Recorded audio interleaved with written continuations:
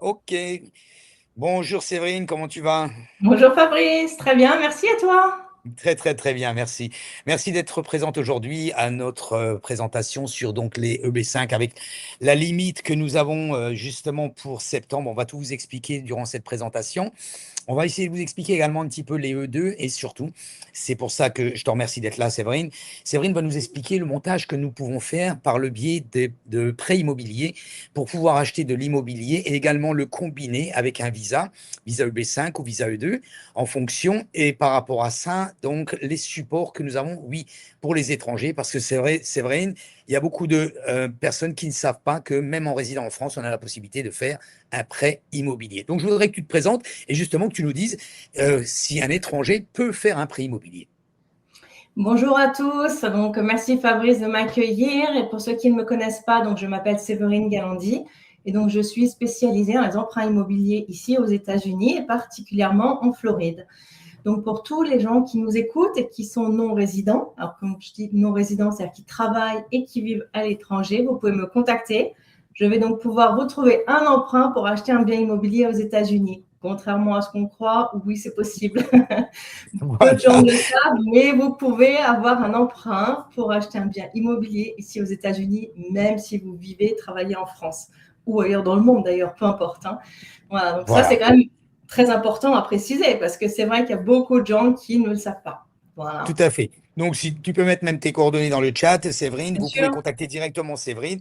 Donc, la présentation et la structure aujourd'hui va se présenter de telle manière. Nous allons vous expliquer un peu pourquoi on a expliqué le 30 septembre 2026.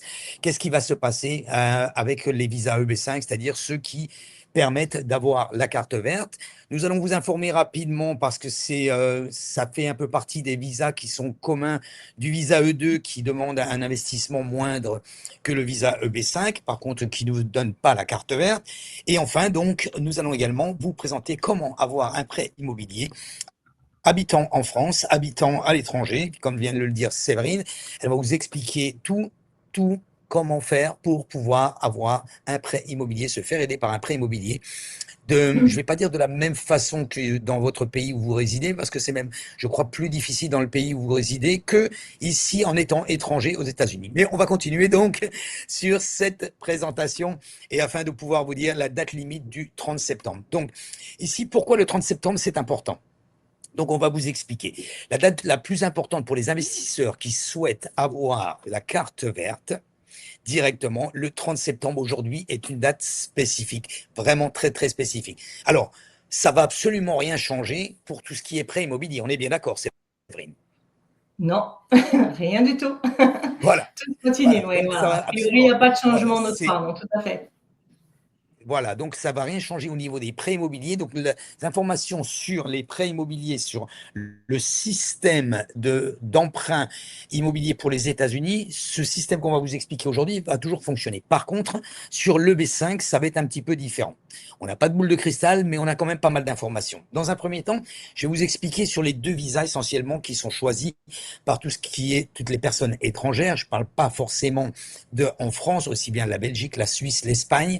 Le visa E2, donc pour l'Europe, les visas E2 est également un visa qui est très très très connu et qui est très commun parce que c'est un des visas les plus faciles, je vais dire entre guillemets, à avoir. Donc les deux visas classiques qui sont pratiqués, ce sont les visas E2 et les visas EB5. Bien sûr, il y a des tonnes d'autres visas. Nous ne sommes pas avocats. Nous n'allons pas vous détailler tous les visas qui puissent exister en fonction de votre situation. Par contre, si vous avez un problème pour pouvoir choisir et savoir comment faire pour pouvoir avoir un visa, aussi bien que ce soit le E2, le B5 ou un autre. Travaillons avec des avocats d'immigration. Nous pouvons vous mettre en contact avec plaisir sur ces personnes qui travaillent avec nous en partenariat, où nous avons la possibilité justement de pouvoir avoir disons, pas des tarifs préférentiels, mais une attention préférentielle. Donc, nous pouvons vous mettre en contact sans problème. Voyons voir maintenant les deux visas que je vous ai expliqués. Visa E2, dans un premier temps. Qu'est-ce que le visa E2? Le visa E2 est un visa sur lequel vous allez acheter une entreprise. Alors très souvent, on me dit combien? Alors il n'y a pas de combien, parce qu'une entreprise, quand je dis une entreprise, c'est un commerce. Vous pouvez acheter un commerce vous pouvez acheter un commerce de glace, de location de vélo, location de voiture. ce qui vous, je ne vais pas dire qui vous passe par l'esprit, mais ce qui vous intéresse le plus. Pourquoi? Parce que ce commerce doit faire des bénéfices. Évidemment, si vous ne faites pas des bénéfices, ce visa E2 qui est un visa d'investisseur, forcément ne va pas être un visa d'investisseur, puisque si vous avez un commerce qui ne fait pas de bénéfices, il n'y a pas d'investissement. Donc, ce commerce doit faire des bénéfices en fonction de votre situation familiale. C'est-à-dire que si vous avez un commerce qui vous rapporte 10 000 à l'année, et si vous êtes un couple avec 2 enfants, ça ne va pas trop le faire. Donc ça, ici, nous sommes ici, nous, pour justement vous conseiller et pour vous aiguiller et faire l'analyse financière du commerce au moment de l'achat. Je vais simplifier la chose pour pas rentrer trop dans le détail. N'hésitez pas à nous contacter. Vous pouvez directement prendre rendez-vous avec nous. Je vais mettre d'ailleurs le calendrier électronique. Mais pour Séverine, vous pouvez directement la contacter. Elle a mis ici son numéro de téléphone et son email. Vous pouvez directement la contacter. Pour nous, je mets ici le lien de mon agenda électronique. Vous pouvez prendre rendez-vous avec moi directement pour tout ce qui est Visa E2 ou EB5. Et bien sûr, on vous conseillera pour les investissements immobiliers. Je continue. Le Visa E2, vous achetez votre commerce. Vous pouvez disposer, alors le commerce, vous êtes obligé d'y travailler dedans. Votre femme et vos enfants vont avoir également le visa. Le visa E2 est un visa temporaire, donc qui est défini par l'administration, ici, quand vous allez ici à l'ambassade. Vous pouvez l'obtenir pour 2 ans et vous pouvez l'obtenir pour un maximum de 4 ans. Ça, c'est en fonction de l'ambassade qui va juger la nature de votre projet et les bénéfices que peut dégager votre projet. Si c'est un projet, c'est un commerce qui est correct, et nous, justement, nous travaillons en amont pour pouvoir vous donner la possibilité de l'obtenir pour 4 ans. C'est-à-dire que on va pas vous laisser, même si vous dites, oui, mais ça m'intéresse, vous êtes emballé, on va pas vous laisser l'acheter si le commerce n'est pas viable. On va faire les analyses financières. Moi, de mon côté, si moi, de mon côté, ça marche, ça part chez l'avocat directement. Et c'est pour ça qu'en premier lieu, on prend rendez-vous avec l'avocat. Oh, ça part chez l'avocat. L'avocat fait l'analyse également afin de savoir si ce type de commerce va être accepté à l'ambassade pour obtenir le visa E2. Et là, si à partir du moment où on a les 2 lampes vertes de chaque côté, on y va et donc on peut procéder à l'achat. Alors, j'ai beaucoup de gens qui me disent, ben oui, mais bon, moi, j'ai pas tout, j'ai pas la totalité, et est-ce que je peux faire un prêt pour acheter un commerce? Donc, Séverine, justement, est-ce que tu peux me répondre à cette question? Alors, c'est vrai que je vais commencer par une mauvaise nouvelle, hein, puisque non, vous ne pouvez pas faire d'emprunt pour acheter un fonds de commerce aux États-Unis. Pour un visa E2, c'est absolument impossible, en tout cas pour acheter le fonds directement. Maintenant, on a des petites solutions pour vous quand même. Hein, on va vous garder ces solutions pour un petit peu plus tard, mais non, vous ne pouvez pas. Malheureusement, c'est impossible. Le but du jeu, hein, lorsque vous voulez un visa ici, un visa investisseur, puisque le E2, c'est un visa investisseur, pour les États-Unis, c'est quoi? C'est que vous investissiez vos fonds. Donc, en fait, il ne veut pas que vous investissiez ni plus ni moins que des fonds qui appartiennent aux États-Unis, en tout cas au marché américain. Donc, vous ne pouvez pas. Voilà, donc au moins, on le sait. Donc ici, c'est une chose qui est claire. Bon, il faut savoir que donc l'objectif des visas, ce sont essentiellement 2 visas investisseurs. Donc le visa E2 avec un capital moindre, vous pouvez acheter un commerce qui vaut 100 000, qui vaut 50 000, qui vaut 200 000, qui vaut 500 000. Il n'y a pas de départ et il n'y a pas de limite. En général, si vous voulez un commerce qui dégage des bénéfices, il est préférable qu'il soit au-dessus de 100 000 pour évidence. Voilà. Alors, on me dit toujours, combien sont les frais d'avocat? Je ne sais pas, je ne suis pas avocat. Ils varient en fonction, mais ça, justement, c'est pour ça que nous vous mettons en contact. Donc, il y a plusieurs solutions par rapport à ça. Le visa E2, à partir du moment où vous l'obtenez, vous pouvez, donc, votre épouse, je dis bien votre épouse, si vous êtes pacsé, si vous êtes en concubinage, ça ne marche pas. Il faut être marié. Donc, si vous n'êtes pas marié, il faut vous marier. C'est aussi simple que ça. Donc, ensuite, votre épouse et les enfants vont avoir le visa. Mais ce visa, écoutez bien, parce que ça, c'est très, très important. Ce visa ne va jamais vous donner la carte verte. Ce visa est un visa, disons, un petit peu de visiteur, ou entre guillemets, où vous avez la possibilité de rester sur le territoire américain, vous avez un Social Security Number exactement de la même façon qu'un Américain.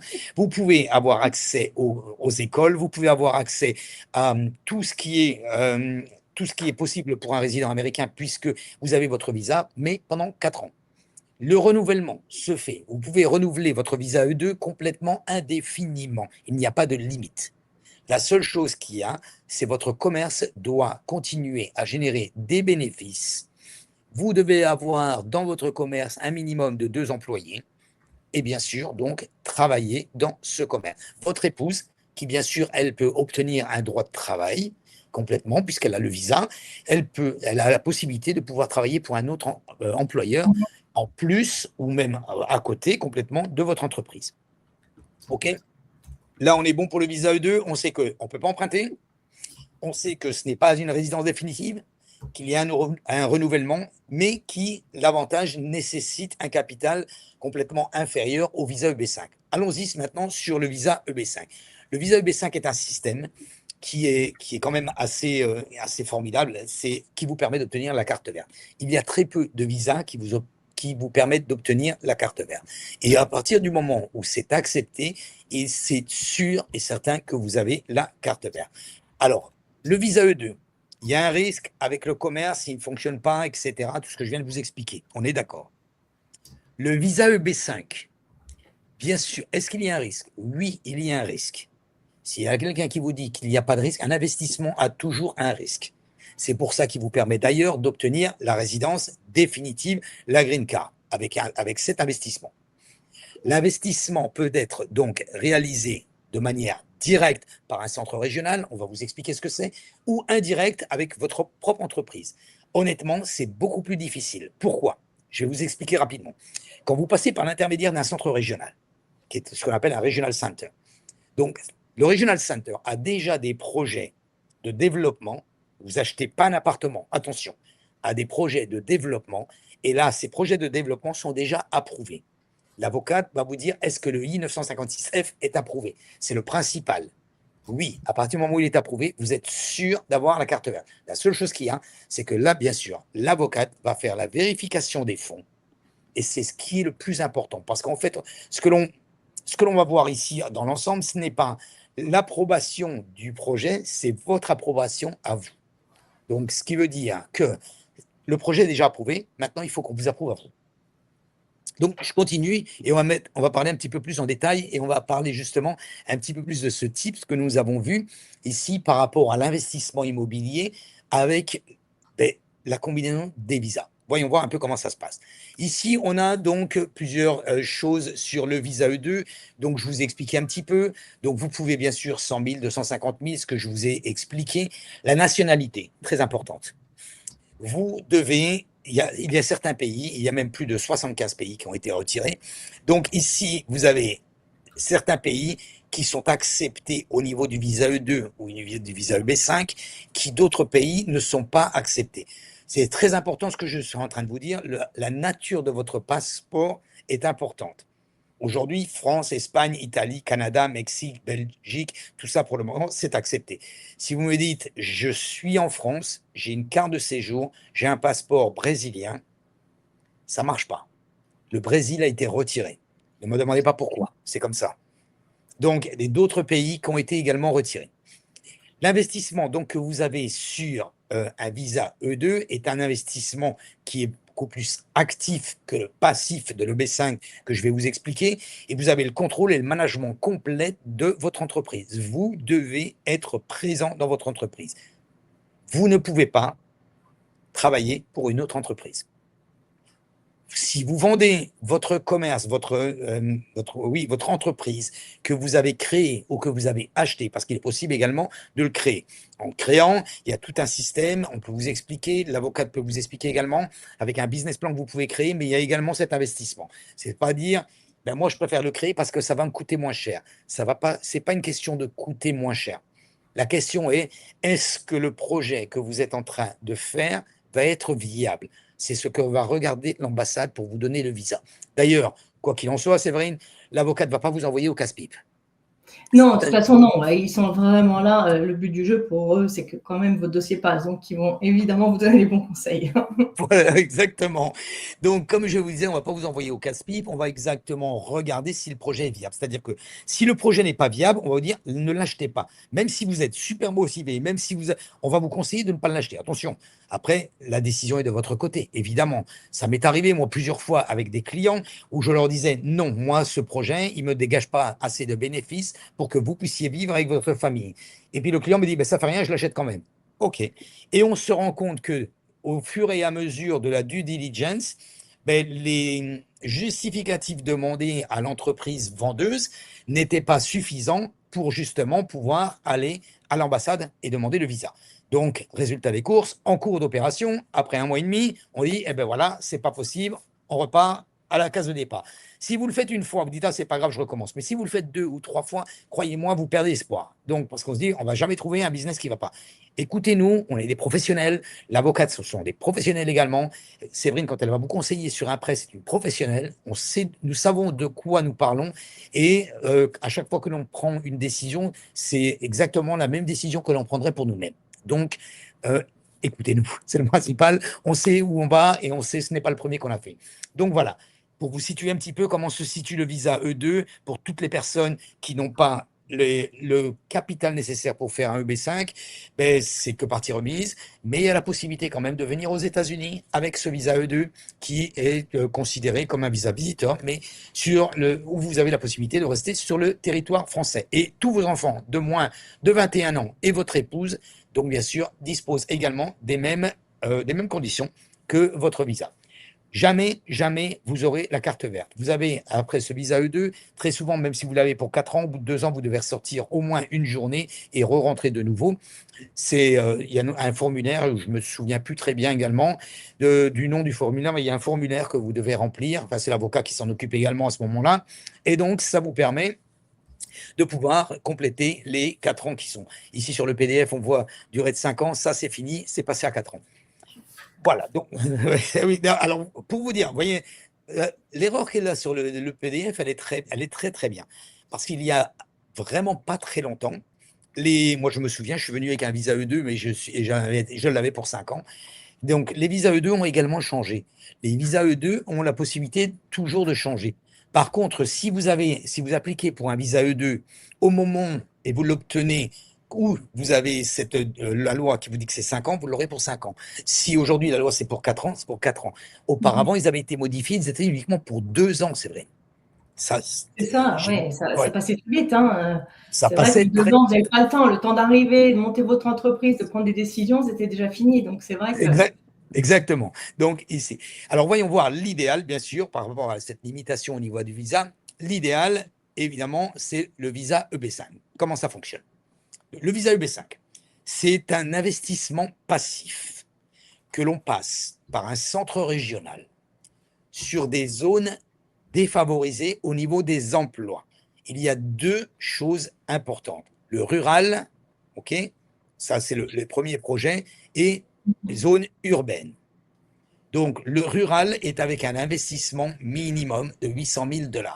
Qu'est-ce qu'il va se passer? Pourquoi nous parlons du 30 septembre?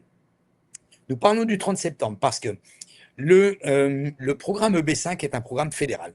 Donc, c'est quelque chose qui est fait pour 5 ans. Pour le moment, on ne va pas y toucher. Il est jusqu'en septembre 2027. Mais une modification est possible. Enfin, ce n'est pas qu'une modification est possible. Une modification arrive, c'est certain. Le 30 septembre 2026, il va y avoir une modification. Qu'est-ce qu'il va y avoir comme modification? Nous ne savons pas. Possibilité au niveau du montant. On entend dire justement que vous allez avoir un montant entre 900 à 930 000 minimum au lieu d'un projet rural qui est ici à 800 000. Le projet urbain qui est à 1,050. Donc, projet urbain, ce sont des zones qui sont un petit peu moins défavorisées. Par exemple, si vous prenez un projet qui est sur la Floride, sur Miami, sur Palm Beach, il y en a un directement. Donc, ce sont des projets qui, en général, sont avec 1,050 million pour le projet. Comment ça fonctionne?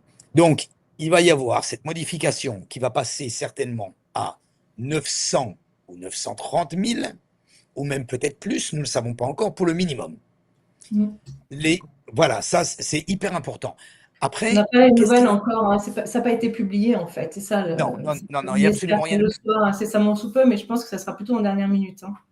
Je pense aussi. D'après nous, les informations que nous avons, c'est de part de tous les avocats sur lesquels nous travaillons ensemble qui nous informent ici. Donc, par contre, le gros avantage, c'est quoi?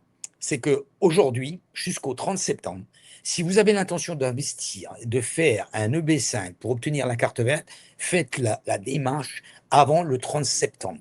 Je ne suis pas ici pour vous pousser, je suis ici pour vous conseiller. Parce que croyez-moi, les modifications, et ça va être de plus en plus dur. Auparavant, je me souviens encore, il y avait les EB5 qui étaient à 500 000 $.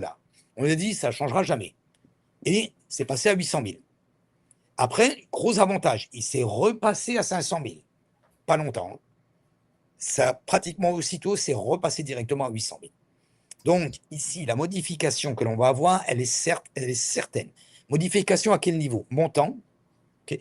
Durée d'acceptation. Aujourd'hui, vous commencez un EB5. Vous pouvez obtenir, avec l'approbation des fonds, l'étude au niveau de l'avocate, etc., vous pouvez obtenir votre approbation dans les 6 mois. Quelquefois, on a eu beaucoup moins. Donc, quand le ticket retourne ici de l'USCIS disant « Ok, nous approuvons également les fonds, tout est carré, tout est clair, on a la possibilité d'avoir l'investissement ici dans le B5 avec cet argent. » Vous investissez directement dans le projet ici du centre régional et nous avons à peu près sur 8 mois une carte verte. Votre carte verte, si le projet, prenons le pire des cas, si le projet fait banqueroute, que se passe-t-il avec ma carte verte? La carte verte, je la conserve, premièrement. Que se passe-t-il? Je peux perdre mon capital, je peux le perdre. Mais nous travaillons avec des projets, des centres régionaux. Et c'est pour ça qu'il y a le centre régional qui vous garantit le remboursement de vos fonds. La société en elle-même vous garantit aussi bien au terme qu'en première ligne directement au niveau du remboursement si jamais il y avait un problème financier avec le développeur. Ça, ce sont des choses que tous les projets EB5 n'ont pas. Renseignez-vous, prenez rendez-vous avec nous, c'est quand même quelque chose de très important. Je continue. 30 septembre, possibilité de durée au niveau de la gestion des dossiers. Même si le projet directement fait faillite, comme je vous l'ai dit, fait banqueroute, est-ce qu'on va me reprendre ma carte verte? Non, votre carte verte est acquise. La seule chose, c'est que vous avez une conditionnelle pendant 2 ans. Cette conditionnelle est levée par l'avocat directement ici à partir de la 2e année. Si le projet a un problème financier, malgré tout, vous allez avoir le renouvellement de votre carte. Et au bout de 5 ans, vous pouvez faire la demande du passeport.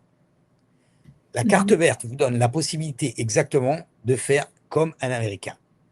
Vous avez la même situation qu'un Américain avec les mêmes avantages.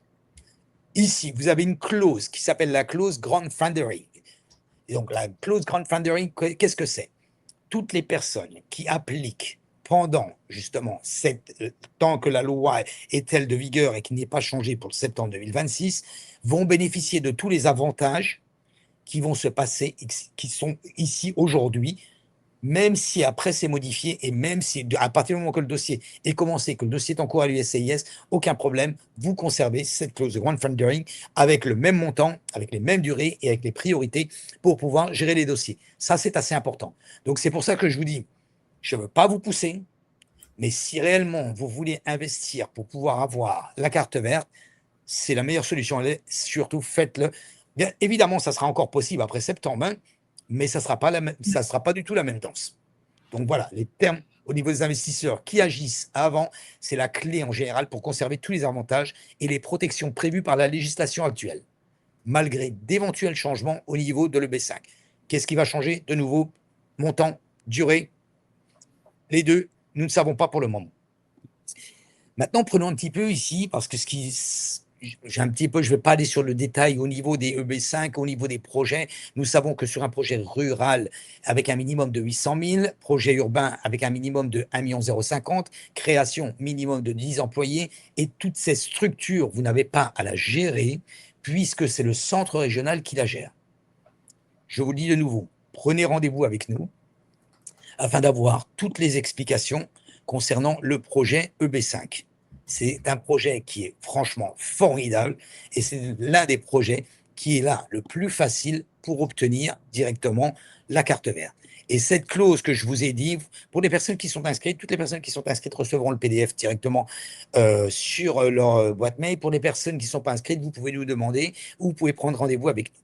Donc, je continue. Cette clause de grandfathering, ici, 30 septembre 2026, car nous savons que le projet, après, va complètement changer en 2027. D'accord? Donc, 30 septembre 2026, échéance de l'autorisation du programme. Ici, crowdfunding. Donc, ça va complètement changer. On verra les modifications qui sont ici. Donc, maintenant, je vais vous parler un petit peu plus de détails et, concernant le B5. Je mets 800 000 ou je mets 1 million, peu importe. Qu'est-ce qu'il me donne au niveau intérêt? Très peu. Quand nous faisons un EB5, essentiellement, nous ne faisons pas ça pour un investissement au niveau d'une rentabilité, mais plus, je vais dire entre guillemets, Séverine, l'achat de la carte verte. C'est ça, exactement. Oui, on va pouvoir l'utiliser. Ouais.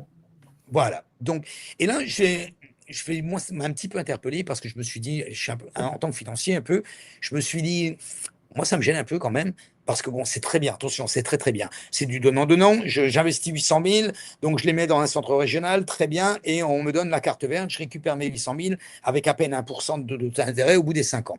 OK? Donc, parce que le projet en général peut être en 3+1 ou 4+1, donc c'est-à-dire en 4 ans ou en 5 ans.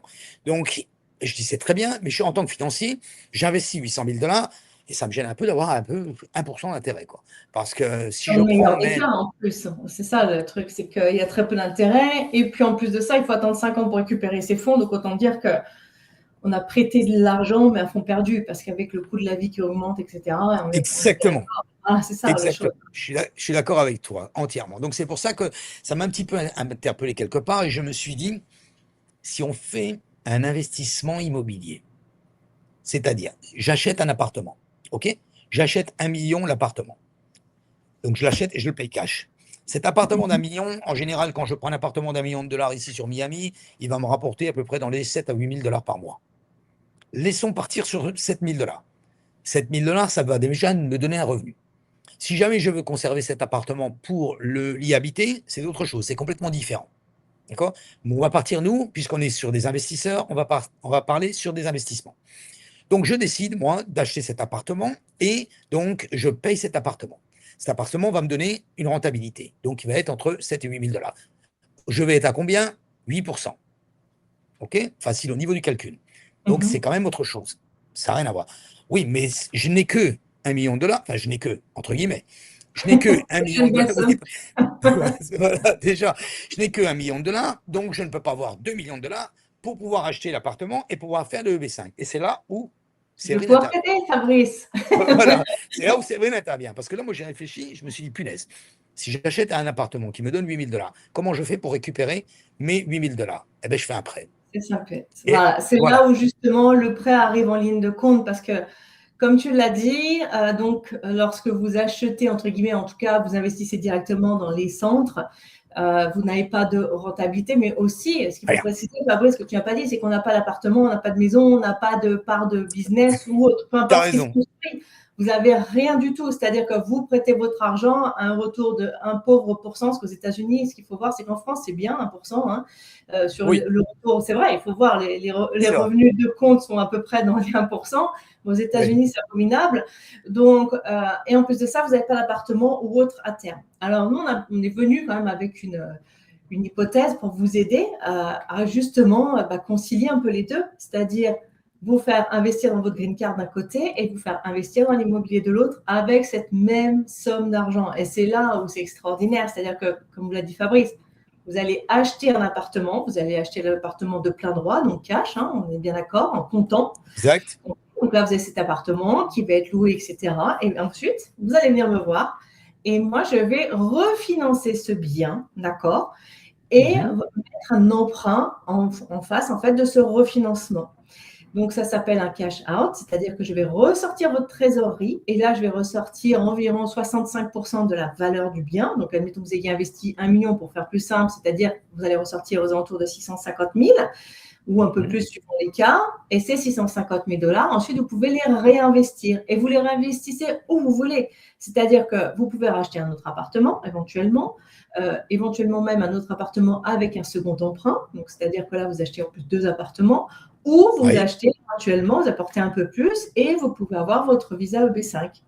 Mais on peut aussi faire la même chose pour le visa E2, Fabrice. On est bien d'accord. Tout à fait. Tu disais tout à l'heure, c'est qu'on ne peut pas avoir d'emprunt. Oui, mais il y a quand même cette solution-là. Vous pouvez aussi acheter un bien qui sera peut-être plus petit et on ressort la trésorerie. Comme ça, vous avez quand même un appartement d'un côté ou une maison et de l'autre, vous investissez dans votre visa. Voilà. Donc, Mhm. c'est la solution que l'on a qui est vraiment extraordinaire parce que au lieu d'investir directement dans un centre régional et d'attendre 5 ans que ça se passe, entre guillemets, parce que c'est ça, hein, là, vous allez Exact. avoir un investissement locatif d'un côté qui va, qui va évidemment vous verser des loyers, je vais y arriver, des revenus locatifs mensuels. Évidemment, en face, vous aurez un emprunt. Mais toujours est-il que vous faites travailler votre argent, c'est-à-dire que vous utilisez le levier de l'emprunt ensuite pour acheter, entre guillemets, votre visa EB5. Donc, c'est vrai que c'est assez extraordinaire. J'avoue que c'est quand même quelque chose de génial. Donc, faites les Ça, deux en c'est un. ouais, Voilà. extra. Et en supposant que moi j'ai déjà un appartement qui vaut, Mhm. il vaut ce qu'il vaut, il vaut 1 million, 1,5 million, peu importe, et que ben, je l'ai acheté à peu près il y a une dizaine d'années, et il se situe aux États-Unis, bien sûr, parce que, et on est bien d'accord, il faut pas, si vous avez une maison en France qui est complètement payée, on va pas pouvoir faire le cash out, comme tu nous as expliqué, sur la maison qui est en France, qui est déjà payée. On est bien d'accord, c'est vrai. Non, exactement, c'est ça. Ok. C'est pas possible. Ok. Donc, par contre, je l'ai ici, il est déjà payé mon appartement et je voudrais faire ce cash out. Est-ce que c'est possible également? Je suis Alors oui, étranger tu peux toujours, le j'habite faire. toujours en France. Alors, si tu habites en France, comme je l'ai évoqué un peu plus tôt, que tu vis, que tu travailles là-bas, mais par contre, tu as un appartement, deux, trois, quatre, peu importe le nombre de biens immobiliers que vous avez aux États-Unis, en fait, je peux refinancer chacun de tes biens pour ressortir la trésorerie et l'investir donc dans ton visa E2 ou dans l'immobilier, peu importe. Donc ça, c'est tout à D'accord. fait faisable. Voilà, exactement. Donc, même si tu n'avais pas d'emprunt immobilier à l'époque parce que tu ne savais pas que tu pouvais en avoir ou parce qu'à l'époque, bah, tu avais le cash et tu ne voulais pas avoir d'emprunt, parce qu'il y a cette solution-là aussi, hein. En fait, on peut Mhm. tout à fait sortir la trésorerie que tu as dans cet emprunt en faisant un emprunt complètement traditionnel ici, pour les non-résidents. Voilà. Et donc, D'accord. condition Alors j'ai une d'emprunt, question piège. J'ai une ouais, question piège, moi. Alors, en imaginant que j'ai acheté moi une maison il y a quelques années aux États-Unis et la maison est située sur Star Island. C'est une maison qui vaut à peu près entre 5 et 6 millions de dollars. Et mais moi, j'ai un prêt de 1,5 million dessus qui me reste à payer. mhm. Est-ce que là, aujourd'hui, il y a encore la possibilité de pouvoir, sur la différence de l'equity, sortir de l'argent sur mon bien immobilier? Oui, bien sûr, tout à fait. Tu peux faire ça. Si tu as un bien immobilier qui est valorisé beaucoup plus cher, effectivement, on peut ressortir la trésorerie que tu as acquise dans ce bien. On refinance le bien avec un montant d'emprunt plus élevé, c'est-à-dire qu'on va rembourser l'emprunt que tu as actuellement et on va te donner Oui. un emprunt bien plus important qui va faire la différence, en fait. Donc ça ne pose pas de problème. Tout à fait. C'est quelque chose de faisable. Il y a beaucoup de Ok. possibilités aux États-Unis, hein, Fabrice. C'est ce qu'il faut préciser, c'est que c'est absolument pas fermé comme en France. À partir du moment où vous avez effectivement de la trésorerie, qu'elle soit Mhm. investie ou en cash, vous avez beaucoup, beaucoup de possibilités pour faire jouer le levier de l'emprunt. Et c'est vrai que vous pouvez grandir votre portfolio de biens, c'est-à-dire qu'ici, on n'est pas limité sur un nombre de biens, c'est ça que je voulais préciser aussi. Euh, Oui. voilà, vous pouvez acheter autant de biens que vous le souhaitez. Et ça, c'est hyper important parce qu'en France, quand vous avez un, deux, trois biens, en général, vous ne pouvez plus acheter grand-chose, entre C'est guillemets. Aux c'est ça. États-Unis, c'est illimité. La seule limite que l'on va avoir, c'est le cash que vous avez en banque, c'est-à-dire l'apport qui est de minimum 30% pour un achat. C'est la seule limite que vous allez avoir. Et en plus de ça, vous n'êtes pas limité non plus au montant d'emprunt, parce que même vous, en tant que non-résident, vous pouvez avoir des emprunts entre 150 000 dollars et 10 Oui. millions de dollars. Donc, autant vous dire que vous avez, je dirais, un nombre de possibilités qui est absolument presque Oui. Qui infini. est assez, qui est Parce que, assez large. voilà, c'est ça, vous pouvez avoir, alors je ne vais pas nécessairement passer qu'avec une banque, hein, j'en ai plusieurs, donc ça peut, mais vous pouvez avoir plusieurs emprunts dans la même banque. J'ai beaucoup de clients qui ont ce cas-là, il n'y a aucun souci là-dessus. Ça ne Oui, pose c'est aucun complètement. problème.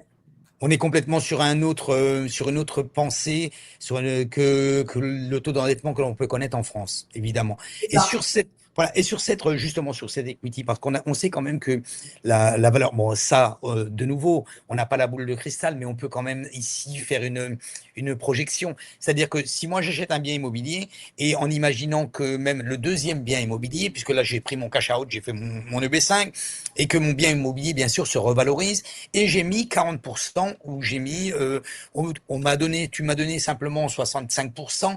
Est-ce que j'ai la possibilité, par exemple, 2 ans après, sachant qu'il y a une revalorisation minimum de 10% au niveau des propriétés, Mhm. est-ce que tu vas prendre par rapport au montant sur lequel j'ai acheté ou sur le montant que la propriété vaut si je fais une demande de cash-out supplémentaire?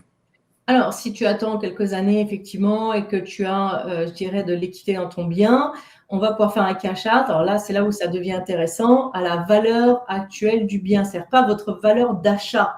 C'est-à-dire, vous pouvez l'avoir acheté 500 000 parce que vous avez fait un bon coup, parce que l'immobilier était bas. Et si 2 ou 3 ans après, ça vaut 1 million, vous pouvez tout à fait faire un cash out. Et là, je me baserai sur la valeur au jour où l'on soumet l'emprunt, c'est-à-dire vaut 1 million dans mon exemple. Donc, effectivement, oui, vous pouvez ressortir de la D'accord. trésorerie sans aucun problème, tout à fait. Et c'est vraiment cet avantage-là. C'est-à-dire que même si vous avez un emprunt, on peut refaire un emprunt, on peut ressortir la trésorerie que vous avez si vous n'aviez pas d'emprunt. Il y a un tas de possibilités. C'est vrai que c'est quand même très, très intéressant. Vous pouvez beaucoup jongler avec tout cela ici. D'accord. Alors, en tant qu'étranger, quelles sont justement les conditions requises pour pouvoir faire un prêt immobilier? C'est-à-dire que, voilà, je suis en France, je veux faire j'ai trouvé le bien immobilier, je ne vais pas parler que l'on fait avec le B5. Le système qu'on fait avec le B5 est assez clair et beaucoup plus Pareil. facile. Mais en imaginant, voilà, je ne veux pas faire de B5 parce qu'il faut savoir que je peux faire un E2 sans faire le prêt immobilier. Je peux faire un E2 en faisant un prêt immobilier. Je peux faire un EB5 en faisant un prêt immobilier. Je peux faire un EB5 sans prêt immobilier, ou je peux faire qu'un prêt immobilier tout seul si j'en ai envie. Donc, en imaginant que moi, voilà, je suis le client lambda et je veux investir aux États-Unis. Et pour le moment, je ne veux pas venir aux États-Unis. Pour le moment, je veux rester investisseur et je veux me faire aider par ton système avec les prêts. Quelles sont les conditions requises? Alors, comme je l'ai dit un peu plus tôt, c'est assez simple pour vous en tant que non-résident, contrairement à ce qu'on croit. C'est-à-dire que c'est plus simple pour vous en tant que non-résident que nous, en étant résident américain, d'avoir un emprunt. Ça paraît fou, mais c'est la vérité. Oui. Donc, c'est vrai que tous les gens me disent, mais c'est pas possible, c'est trop beau pour être vrai. Non, non, c'est vrai. C'est C'est vrai. simplement, comme je vous l'ai précisé un peu plus tôt, il vous faut au minimum 30% d'apport. En fait, le bien que vous allez acheter, vous n'allez pas l'acheter avec vos revenus, vous n'allez pas l'acheter avec vos fiches d'imposition ou vos fiches de salaire, etc. Ici, on s'en fiche, on va être clair. La seule chose qui nous importe, c'est la valorisation de votre bien. En fait, je vais vous faire un emprunt qui est basé sur le cash flow, c'est-à-dire sur effectivement la rentabilité du bien. Et donc, c'est le bien en lui-même qui va s'autofinancer et non pas vous. Vous allez être garant de l'emprunt, c'est-à-dire que vous allez poser votre signature, vous allez dire, voilà, c'est nous qui devons payer, mais c'est le bien en lui-même, ce sont les chiffres du bien que l'on va utiliser pour cet achat, en fait, tout simplement. Donc, c'est pour ça que par rapport aux documents dont j'ai besoin pour vous, c'est simple, c'est un passeport, 2 mois de relevé de compte et un compte ouvert aux États-Unis. Alors là, j'ai des façons de vous aider pour le faire, il n'y a pas de souci, ne vous inquiétez pas, parce que tout le monde n'a pas de compte en banque ouvert aux États-Unis et les banques qui vont vous faire cet emprunt-là n'ouvrent pas de compte aux États-Unis. Mais j'ai des solutions même à distance, donc ça, ce n'est pas un souci. Après, ce qu'il faut savoir, vous pouvez tout à fait faire cet emprunt, je dirais, à votre nom, en personne physique ou en personne Oui. morale américaine, sous l'équivalent de ce qu'on a une SRL chez nous en France, qui s'appelle une LL. Donc ça, c'est possible aussi. Mais pour tout ça, quoi qu'il arrive, il faut au minimum 30% d'apport, plus les frais de closing qu'on évalue à peu près dans les 5%. Ça va dépendre un peu du montant de l'achat de votre bien. Et c'est tout ce qu'il va me falloir, en fait. Comme je l'ai dit, un passeport, un relevé de compte et ni plus ni moins que les fonds sur votre compte. C'est tout. Après, évidemment, l'emprunt lui-même va être sur 30 ans parce qu'aux États-Unis, les emprunts sont sur 30 ans. Ça, c'est ce qu'il faut savoir. Et vous allez avoir des pénalités pour remboursement anticipé, mais qui sont relativement limitées puisque c'est 3 ans ou 5 ans. On choisira ensemble. Donc, à part ça, si vous voulez, pour avoir un emprunt, c'est très simple. Voilà. Montrez-moi juste ce que vous avez sur votre compte, un passeport valide et évidemment un ESTA éventuellement, et c'est tout. Voilà. Après, vous pouvez signer votre emprunt et la vente définitive du bien le même jour, à distance ou aux États-Unis, à votre préférence. Vous n'êtes pas obligé de venir à Miami signer, ça peut être à New York, à Chicago, là où vous voulez. Ou alors, vous pouvez le faire à distance de chez vous, d'un ordinateur avec une vidéo comme ça, et c'est tout. Mais si Voilà. vous venez, bon, en contrepartie, si vous faites votre opération l'hiver, c'est quand même appréciable de venir à Miami signer, croyez-moi. Ouais, souvent, elle le fait pas. Oui, voilà, c'est ça. C'est-à-dire que quand je dis non, vous n'avez pas besoin de me dire si, si, on va venir. Oui, c'est ça, c'est ça. Mais bon, donc en fait, c'est formidable parce que donc, mis à part donc les 30% d'apport Mhm. que tu demandes, toutes les autres conditions ne sont pas basées sur le montant de mon salaire ou le montant des prêts que je puisse avoir en France, mais basées plus sur ce que la propriété va me donner en retour. Voilà, les emprunts ici sont faits sur le bien, entre guillemets, en lui-même et non pas tellement la personne qui est garante de l'emprunt. Voilà, donc ça, c'est le gros avantage. C'est-à-dire que si vous passez par un agent comme Fabrice qui va vous trouver le bon bien, il n'y aura aucun souci. Donc, c'est vraiment ce qui fait la différence. C'est-à-dire que vous n'êtes pas limité. C'est pour ça aussi qu'on a beaucoup d'investisseurs étrangers parce que, en fait, en France, quand vous avez acheté déjà plusieurs biens immobiliers, vous pouvez avoir ce problème, vous savez, de ratio d'endettement, de ci, C'est de là. ça. Ça n'existe pas. C'est-à-dire, je ne vais pas vous en parler parce que de toute façon, il n'y en a pas. On va utiliser un ratio de cash flow, oui, sur le bien. C'est-à-dire, on va comparer la valeur locative à l'intégralité des frais liés à cet achat. Enfin, OK. c'est-à-dire le principal intérêt, les taxes et l'assurance et éventuellement les charges de copro, mais c'est tout en fait. C'est ce qui va faire l'emprunt. Voilà. D'accord. Et donc, par rapport à cet apport, est-ce que le montant de l'emprunt est limité? Ben non, c'est ce que je disais, on peut aller de 150 000 à 10 millions. Donc, il n'y a pas de souci, allez-y. Oui. Parce que 150 000 d'emprunt à Miami, c'est vrai que ça devient quand même le minimum. Hein. On trouve difficilement des biens à moins de 250 000 dollars maintenant. En tout cas, des Mais biens qui valent le c'est coup vrai. pour l'investissement. C'est ça le truc. C'est que, est-ce qu'on peut trouver C'est moins vrai. cher? Oui. Mais après, en termes d'investissement, est-ce que ça en vaut la peine? Voilà, c'est ça, exactement. Parce qu'en fait, on a quand même des loyers qui sont assez appréciables ici maintenant sur Miami. Donc, forcément, les, les rentabilités au niveau des loyers ben, sont en fonction du montant de l'investissement que vous faites. Un appartement à 150 000, c'est possible à Miami? Oui, c'est possible. Même si on vous dit non, c'est possible. Il y a des appartements à 150 000 à Miami que vous pouvez acheter. OK, c'est pas le nouveau building avec 60 étages qui se construit au bord de la plage. Je suis d'accord. C'est pas non plus l'appartement complètement au fin fond de la Cambrousse.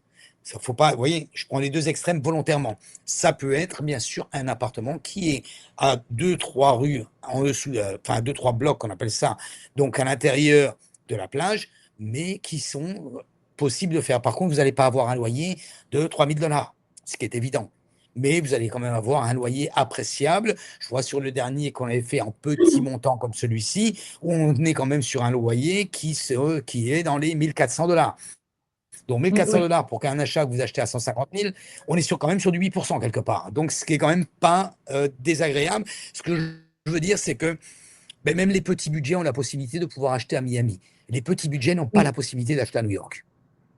Ah oui, Voilà, ça c'est voyez-moi. évident. Ouais, tout à fait. Voilà. Exactement. Et Ouais. toi qui connais bien, puisque je pense que la majeure partie des entreprises sont sur des banques, enfin des entreprises financières sont sur Los Angeles, vous ne pouvez pas non plus acheter un appartement à 150 000 sur Los Angeles, croyez-moi. Non, non, non, c'est pas possible, là, c'est ça. Et puis, le problème, c'est même plus après qu'une question de prix, c'est une question, il faut que c'est un sens, en fait. Donc, c'est pas que le prix qui rentre là-dedans, c'est qu'il faut qu'il y ait un sens en termes de location et de revenus locatifs, parce que vous achetez pas ça juste pour le garder, je dirais, vide et de rien en faire. Il faut qu'il y ait un Bien sûr. minimum de revenus locatifs. Et sur un bien à 150 000, si vous l'achetez cash, comme tu dis, pourquoi pas, vous allez avoir un bon rendement locatif et c'est très bien. Mais à partir du moment où vous avez un emprunt, etc., ça n'a aucun sens. Donc, voilà, il faut faire attention Bien à ça. sûr, Bien sûr, vous tout pouvez à fait. acheter des biens qui sont super rentables, hein, on ne va pas s'en mentir. Mais par contre, pour avoir un emprunt, c'est plus compliqué, c'est tout. Mais vous pouvez tout faire. C'est vrai que ce qu'on vous dit, peu importe, voilà, vous êtes vraiment limité à ce que vous avez vous. Je dirais ce que vous êtes capable d'investir, votre capacité d'investissement en termes monétaires plus qu'autre chose. Le reste n'est absolument pas une limitation. Voilà. D'accord, ok, parfait. Eh ben, c'est très bien. Donc là, nous allons faire donc la conclusion sur cette présentation. Ici, que nous avons vu, 30 septembre 2026, dernière opportunité pour les investisseurs de bénéficier de la protection grandfathering que je vous ai expliqué ce que c'était avec la législation de l'EB5 actuelle. 30 septembre 2027, expiration prévue de l'autorisation actuelle du programme EB5 des centres régionaux, sauf renouvellement par le Congrès. Ça, on ne le sait toujours pas. Nous verrons à ce moment-là, mais quoi qu'il en soit, les modifications du 30 septembre 2026 vont réellement être là, vont réellement exister. Si vous avez des projets dans ce cadre-là, n'hésitez pas à nous contacter. N'hésitez pas aussi bien, même si vous avez pas du tout envie de venir aux États-Unis, mais vraiment envie d'investir pour pouvoir même en profiter pendant les vacances, ben, n'hésitez pas, contactez-nous. Vous avez vu, Séverine a vraiment des solutions adéquates qui sont réellement des opportunités pour pouvoir développer un portfolio important qui est pratiquement, je vais dire, c'est pratiquement impossible de faire ça en Europe. C'est impossible. Ici, c'est vrai que c'est absolument limité. En Europe, non, je pense que vous ne pouvez pas. Hein. Enfin, voilà, à moins Impossible. de peser à plusieurs millions de dollars. Mais c'est vrai qu'ici, vous pouvez commencer petit, effectivement, progresser énormément. Ça, c'est le gros avantage. Donc, voilà. Après, alors, si vous avez des questions, ce que j'allais rajouter, hein, Fabrice, c'est Bien sûr, n'attendez vas-y. pas le dernier moment. C'est très important, par contre, d'être prêt. C'est-à-dire que ça ne nous dérange pas. Si demain vous nous appelez, vous voulez acheter quelque chose, évidemment qu'on va travailler avec vous et qu'il n'y aura pas de souci. Mais si vous y pensez dans les 3 mois, 6 mois, 8 mois, peu importe, prenez le temps de nous contacter parce qu'on sait quand même que c'est à l'étranger, qu'il faut aussi le temps d'être confortable avec ce que vous allez faire, de mieux appréhender le marché. Donc, n'hésitez pas à nous contacter en amont, même si vous dites c'est un projet que l'on a peut-être dans 1 an ou 6 mois, peu importe. N'ayez pas honte, appelez-nous et on essaiera justement de vous guider au mieux pour que votre projet ait le temps de mûrir, en fait. Parce que c'est ça aussi. Exactement. On n'a pas beaucoup, on a des gens qui nous appellent en disant bah, tiens, allez hop, je réinvestis tout de suite. Ça, c'est évident, mais ce n'est pas forcément pour tout le monde et ça, on le sait. Donc, n'hésitez pas à nous contacter et puis on prendra le temps justement de bien vous expliquer, de monter le dossier ensemble et comme ça, vous serez un peu plus, comment dirais-je, rassurés. C'est ça? Bien sûr, et c'est important ce que tu dis parce que il est préférable parce que quand vous voulez acheter un appartement et que vous passez par le biais d'un crédit, très souvent l'agent qui est en face et il nous dit OK, très bien, mais envoyez-moi l'approbation de votre organisme financier qui nous dit qu'avec le montant que vous êtes en train de nous donner, vous êtes approuvé pour pouvoir le faire. Pourquoi? Parce que quand on met un bien sur le marché, c'est très bien, mais si il y a une offre dessus et qu'on accepte l'offre et qu'on n'a pas la preuve en contrepartie, on bloque complètement la vente pendant que cette offre est en cours. Donc l'agent immobilier qui est en face, il travaille pour son client, et ce qui est complètement concevable et honorable par rapport à lui. Donc, il demande l'approbation. Alors, c'est très bien que même si vous n'avez pas trouvé le bien immobilier, faites-vous approuver par Séverine. Faites votre démarche directement et elle va vous dire, OK, donc voilà, dans ce cadre-là, avec votre montant, vous pouvez emprunter ça, ça et ça à tel endroit, tel endroit, tel endroit. Ne me donnez pas ce building-là parce que je ne l'approuverai pas. Donc, ce n'est pas vous qu'elle n'approuvera pas, c'est le building. Donc, il y a plein de petites choses comme ça qui sont des tips que vous avez, parce qu'au moment où justement vous allez vouloir faire l'offre pour votre appartement, de votre rêve, il faut donc en face que vous ayez la lettre directement disant c'est bon, je suis approuvé. Donc je peux, avec mes 30% d'apport, mes 20% d'apport, mes 50% d'apport, acheter cet appartement ou cette maison, peu importe, parce que je suis approuvé pour la différence. Donc je Tout vous à fait. conseille, prenez rendez-vous avec Séverine. Première chose, même je vais même prendre l'extrême. Avant de prendre rendez-vous avec moi pour vous faire une recherche, prenez directement rendez-vous avec Séverine. C'est beaucoup mieux. Voilà, Séverine. Oui, c'est beaucoup mieux parce qu'en fait, moi, je vais vous donner le montant, je dirais, d'achat possible pour vous, en fait. Alors, je peux vous C'est donner ça. le maximum et puis vous n'êtes pas obligé d'aller au maximum, mais au moins, vous savez où vous allez parce qu'il y a énormément de biens à Miami à tous les prix. Donc, c'est vrai que c'est quand même bien pour vous personnellement de savoir où vous allez entre l'apport, les frais de closing. Il y a un tas de choses qui rentrent dans ces emprunts-là. Donc, comme ça, au moins, vous êtes sûr de ne pas vous tromper. Ça ne sert à rien de chercher un appartement à 700 000 si vous ne pouvez pas aller au-delà de 500 000, par exemple. Donc, autant le faire en amont. Voilà, effectivement. Exactement, c'est la chose la plus importante dessus. Et autant avoir en amont directement l'approbation ici. Et comme je vous l'ai dit, par contre, si vous voulez regarder la présentation, si vous voulez information concernant le B5, n'attendez pas le 29 septembre. Et croyez-moi, je ne suis pas ici pour vous pousser. Tout ce que vous entreprenez, vous pouvez l'arrêter. Tout ce que vous n'avez pas entrepris, vous ne pouvez pas reculer. C'est une chose qui est certaine. C'est ça. C'est une chose qui est certaine. Séverine, je te remercie. Et Merci à vous tous et merci Fabrice en tout cas. Et n'hésitez surtout pas. avec plaisir. Non, mais justement, prenez rendez-vous, c'est le plus important. Merci Séverine, je te dis à très bientôt, certainement À la semaine bientôt. prochaine. Et Bientôt. nous Au faisons revoir tout donc le une monde. présentation là-dessus. OK, bye bye. Allez. Bye.